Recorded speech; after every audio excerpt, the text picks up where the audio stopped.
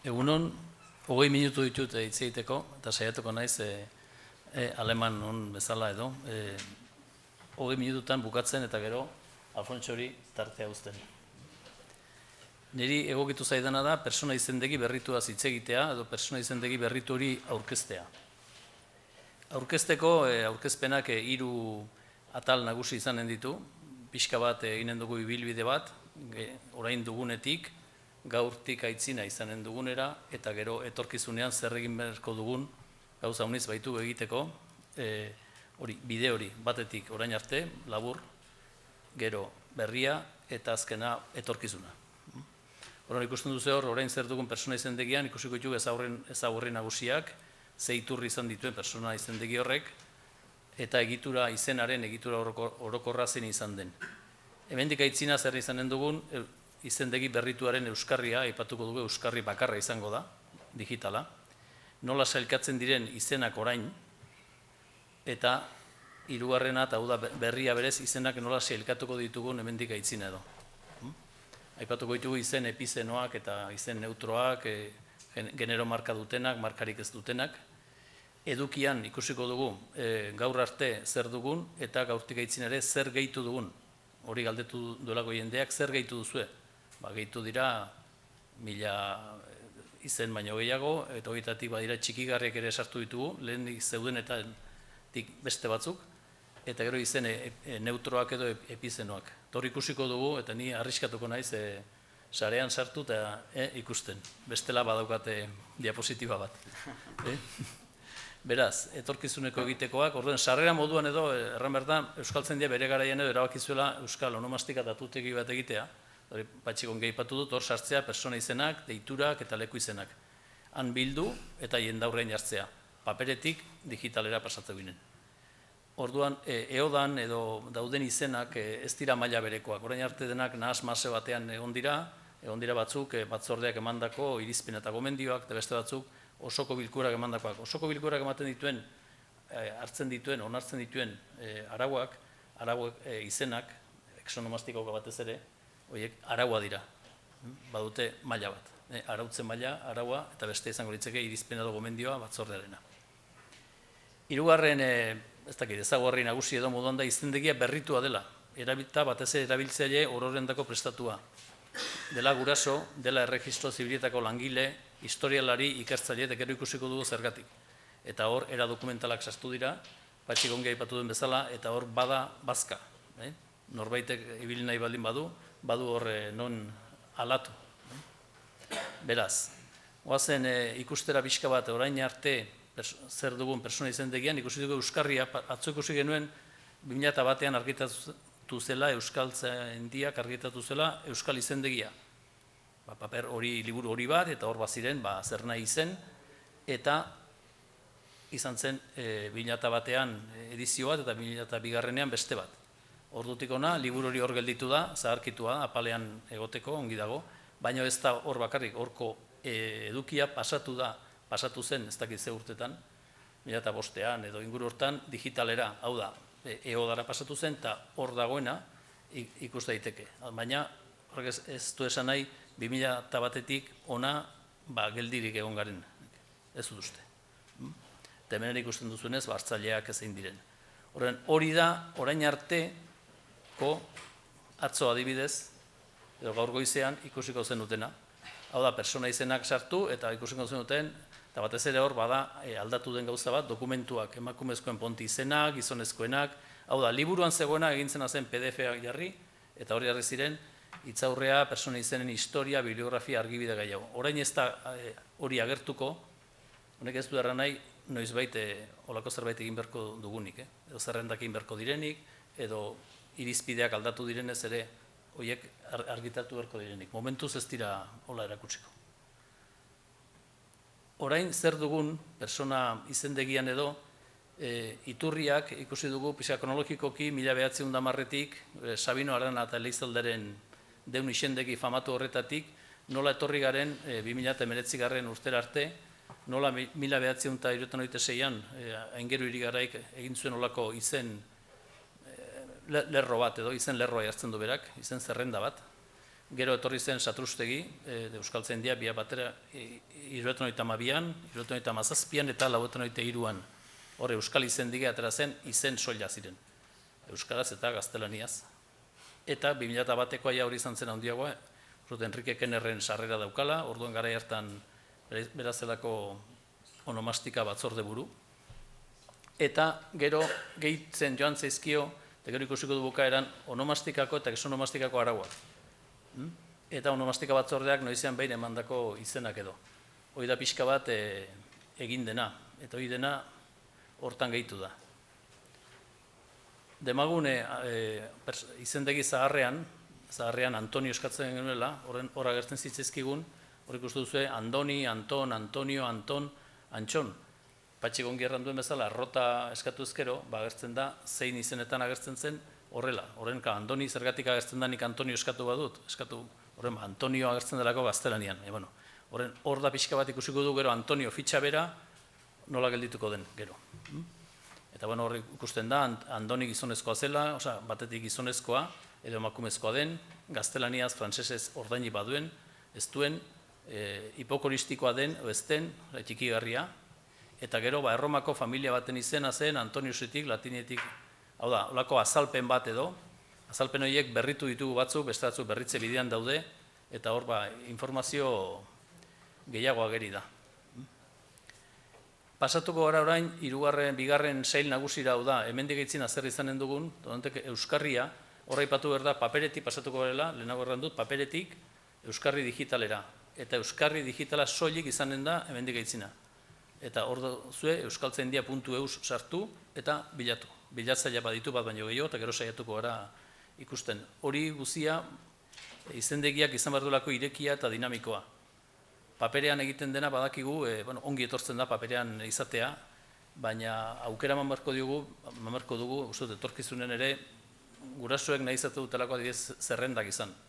Aurrari izena hartzeko, baina hori uste dut informatikoki egin daiteken gauza badela. Oraindik ez da egin, baina eginen dugu. Bestela inberko da, banan sartu, eskatu. Ez bada geri, argibideak eskatzen dira. Beraz, paperetik, digitalera soilik. Hau da, bigarren puntua izenak nola sailkatzen diren orain, sailkapen bata eginda, eta ikusiko ditugu bi diapositibatan, pixka bat nola sailkatu diren izenak orain arte. Euskarak izen batzuk erabiltzen ditu gizonezkoentzat eta beste batzuk emakumezkoentzat. Hori uste dut ez dela ezaguna dela, Andres, Lukas, Edurne, Elena, Teresa. Salbuespenak izango nituzke, 96 garren arauko Bizente, gizona, Bizenta, santu izenak. Joanes, Joana, Paulo, Paula, Petri eta Petra. Eta hirugarren puntu bat, hau da esan du gizonezkoak eta emakumezkoak, eta hor, salbuespenik gehienak ere, Bizente, Bizenta, Joanes, Joana, Paulo, Paula, Petri, Petra, horiek nabarmena dira. Zer gertatzen da, hitzarruntekin eta toponimoetatik datorrezen horiekin. Horiek modu batera sailkatu izan dira orain arte, eta hori da aldatuko dena hemendik eitzina. Tradizio hori segituz edo eginda sexu bereizketa hori, kontuan izan berde izan arrunteketa ez dutela euskaraz genero gramatikalik. Beraz, labur bilduz, sailkapena orain arte, honela izan, konsonantez eta iz, o eta u bokalez amaitutakoak gizonezkoak izan dira. Aritz, Ibai, Paulo, Aingeru, a eta e bokalez amaitutakoak emakumezkoak, eta batzuk salbuespenak izan dira, Andre Mariaren santutegiak direnak, edo gure historian gizonezkoak izendatzeko erabile direnak, Hartzea, Otsoa, Sendoa, historikoki Euskal Herriko dokumentazioan ageri diren izenak direlako ez. Orduan, batetik izan dugu gizonezkoak eta emakumezkoak, hori da, sailkapen bat orain arte. Orain beste bide bat edo irekiko dugu.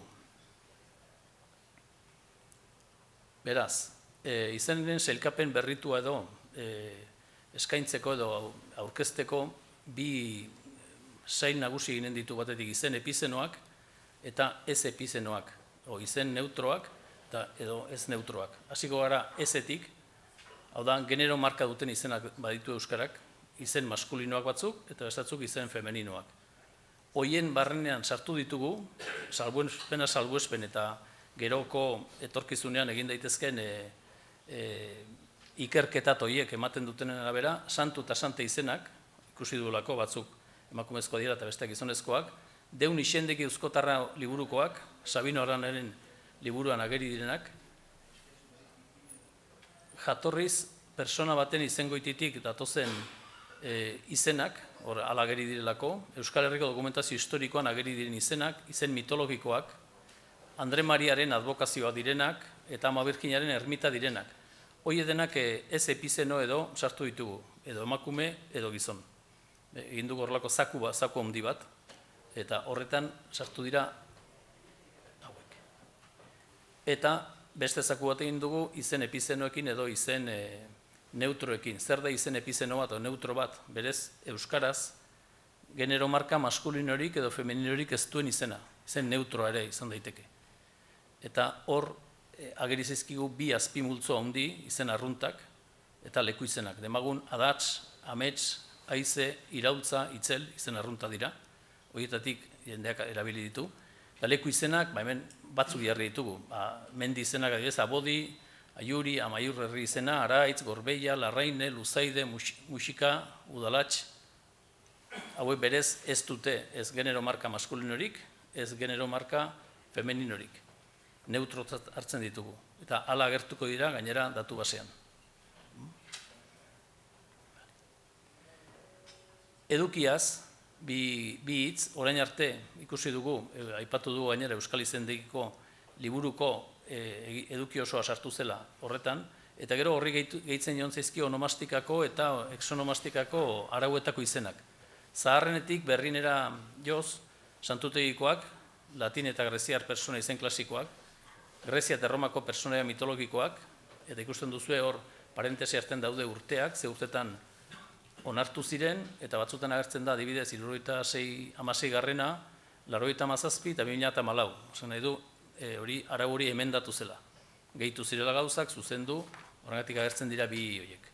Greziakoak, aita santuen izenak, gero badira batzuk, alfabeto ziririkoz idatzitako batzuk, horiek dira Georgiera eta Armeniera, antzinatekoak, eta ikusten duzu azkenak Bibliako persona izenak. Laster argitaratuko dira beste arau batzuk, zentak exonomastikatik baditu beste arau batzuk. 180 garrena eta... Bizantzio eta izan. Orduan, horiek ere, uste dut, gehituko dira, zentamen prozedura da, exonomastika batzordeak proposatu, osoko bilikurak arautu, eta gero horiek datu basean sartu, eta lotu. Hori da berez edukiaz esan dezakeguna. Eta gaurtik aitzina eduki hori nolako izanen den edo lau azpisail egin ditugu, batetik orain arte egodan dagoen ikusiko dugu, gero Euskaltzaindiak ikusi dugu ziurtagiri bidez Euskal izentzat eman dituela zernai izen, parrasta bat, izen txikigarriak edo hipokoristikoak ere gehitu dira lehenago zeuden batzui, eta gero izen aipatu dugun bezala izen epizenoen kontu hau. Guazen ara, hemen, eodan dagoena edo pixka bat gure ahaleen barnean edo informazioa berrantolatu da. Pixka bat ikusitu gauzak tokiz aldatu dira, gaztelaniazko eta frantsesezko ordainak zuzendu dira batzuetan, akastxo batzuk egon direlako, beti izaten da. Eta zenbait kasutan inglesezkoak ere eman dira. Orain arte ikusi dugu inglesek horik etzegoela. Baina arau berriek, exonomastikatik datozenek badatoz ingleseko ordainekin. Horiek ere gehituko diruta latineko ordainekin, eta grekokoak ere badira ez. Eta gauzarik importantena izenaz gainera era dokumentalak gehitu dira. Bigarren azpisaila hortan edo ziurtagiri bidez Euskal izentzat emandako izen berriak, hemen gogoan eduki berdugu, askotan gurasoak eta joten direla erregistro zibilera, halako izen eman nahi diotela aurrari, eta esaten diotela ez dago zerrendan, edo ez dago datu basean. Orduan, zoaz Euskaltzen dira, eskazazu ziurtagiri bat. Ziurtagiri hori hartzazu eta ekarri. Orduan, prozedura da, berez, herritarraren edo erregistro zibilean eskaera izatea, edo izan daiteke erregistro zibilak eskatzen duela, halako adibidez Ainoa atxerik gabe, tarteko atxerik gabe, jarri nahi diote aurrari, hori ez da zuzena. Euskaraz zuzena da Ainoa atxea erdian duela, ez? Hori da berez, onomastika zerbitzuak kudeatzen duen lan bat, eta ziurtagiri egiten da, idazkariak sinatzen du, eta gero bidaltzen da erregistro zibilera edo herritarrari ematen zaio. Hori importantea da, hori prozedura bat hor dago, eta hori izango litzake bigarrena, eta hor ere izan da izen parrasta bat. Izen txikigarriak edo hipokoristikoak edo, hori benetan, orain arte izan dira, horre egodan badira batzuk. Antxon, Anuntxi, Bixenta, Inazio, bat edo beste bada barrenean. Izen txikigarriak ere jartzen altzaizkiolako aurrari. Hemendik aitzina, gehiago sartu ditugu, Antxoni, Batitu, Felixa, Isabel, Jesus, Jose, Charles, etxekoak ere sartu ditugu, uste dut. Eta, hau da berez arrobi bat, sartu dira 200 gora, baina askoz ere gehiago dira. Eta horretarako, baliagarria izanen zaigu, ongi aztertzea, Patxi Salaberriren izen txipiak euskaraz, hor badagolako, eta gero ikusi berko duelako, zenbaterainoko hipokoristikotasuna edo noraino joan daitezken. Zenta Inaziok, Inizio, Isio eta Iso azkenean. Orduan hor muga bat jarri berko da. Bestela geldituko gara letra batekin. Hori da pixka bat ikusi duguna, baina lehenengo sartu diren berri hauek dira oso nabarmenak edo lehenengo mailakoak. Eta azkena, eta hemen izen neutroak edo hori epizenoak edo noentan aldaketa oso bikoitza, batetik kualitatiboa eta kuantitatiboa. Batetik kualitatiboa aurrera pausua delako, Euskaltzaindiak orain ematen duen aurrera pausua da, ez da atzo goizeko erabakia, urte batzuk badaramagu honekin, eta segituko dugu. Eta hau berez arrobia da, eta arrobiatan gertatzen dena da, joaten zera eta gerota barrenerago, eta horretan bizi gara batzuk, kontu horrekin. Eta kuantitatiboa, kualitatiboa da, bagoaz, eta kuantitatiboa zer nahi dira, eta anitzez gehiago izanen dira. Jendeak aldezen horoko, eta zenbat dira, ameka, bihar izanen dira berbada 12. Horren hori da pixkat ireki da bidea eta segide izanen du. Baina guztut azpimarratzeko dela, ez dela atzoko goizeko kontua, badaramagula denbora bat batzordean eta lan honekin. Egin duguna, eta egiteke izanen dugu buruletik aitzina izanen da egitekoa. Espero dezagun udan lasai egotea kontu honekin. Beraz, orain arte, ikusi duzue hori izan dela, pantalla, oraingo berria olako zerbait izanen da, eta ausartuko naiz, eta sartuko gara eodan, orduan ikusten duzue Euskaltzaindiaren webguneko hontan zer ageri zaigun, batek eskatzen baldin badu, euskaltzaindia.eus jartzen baldin badu, hau antzeko zerbait ateko zaio, eta webgune osoan badu hemen galdetzerik hemen gainean persona izenak honetan, eta bilaketa egin daiteke hortik edo hemendik. Eginen dugu hemendik, ikusiko dugu adibidez,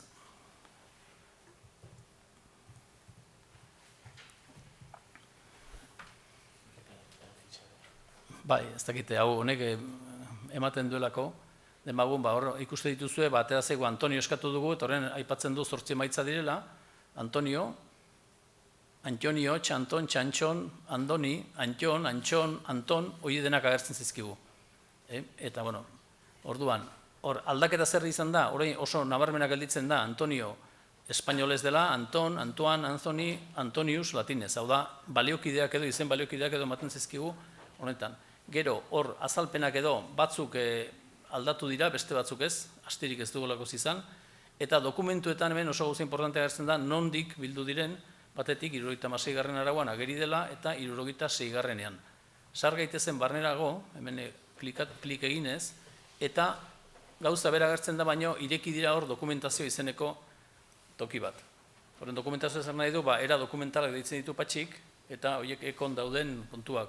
Antonius Maximus, Antonio Longini, Antoni Longo, eta hemen ikusten denez, klikatu ezkero, DRPLV sigla, Derre Filologika Lingue Baskonitxe, hori Irigoienek egin zuena, hortik hartuta dagola, 187. orrialdean dagola, eta honekin klik egin ezkero, aterako zaigu, berez testu ingurua edo.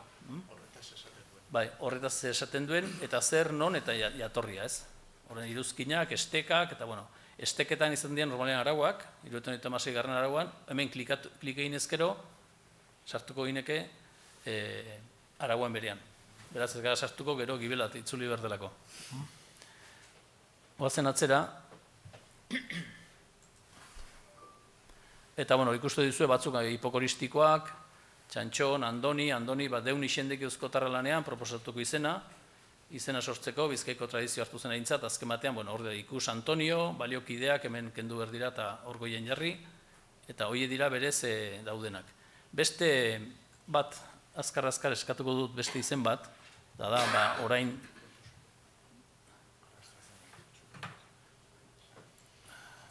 ez da ez nirea,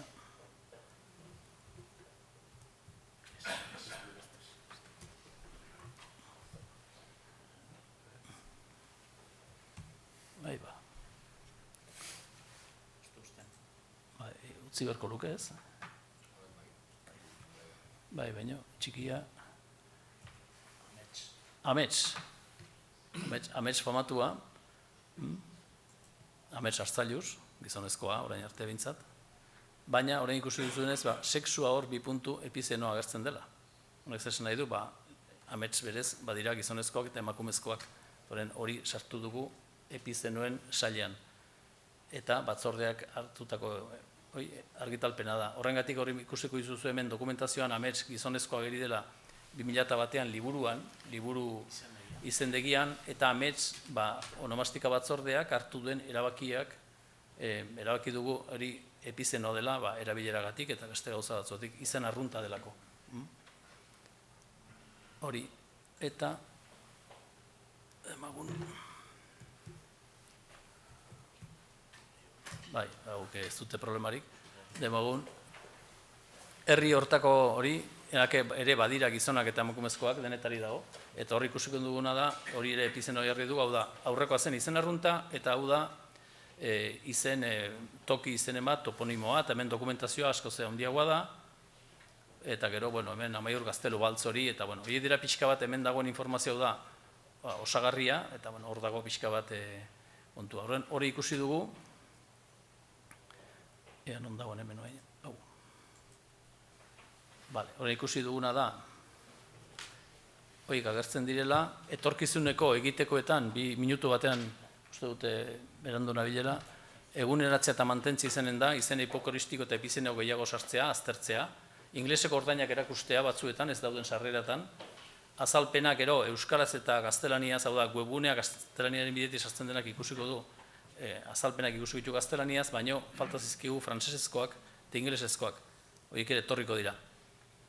Eta gero, noizbait ekin berko zaio izen lematizazioari ekin berko zaio, ikusteko adibidez Ignacio, Inaxio, Iñaki, hori denak nola antolatzen ditugun, zeinek daukan hori garrantzia da. Hori da pixka bat, lan hau egin gabe dago, eta horren erakusgarri da, hau jarri dizudan hau, Arrobian ari gara, eta bizkarra makurtzen ari zaigu batzui, eta ez da komeni. Horren iruditzen zaite, hau dela lan batez ere, orain arte lan handi egin da, orain arteko batzordeek eta lan handi egin dute, gu ere ari gara aldugun hontan, eta pentsatzen dut hemendik aitzin ere eginen dugula. Esker mila. Mila esker.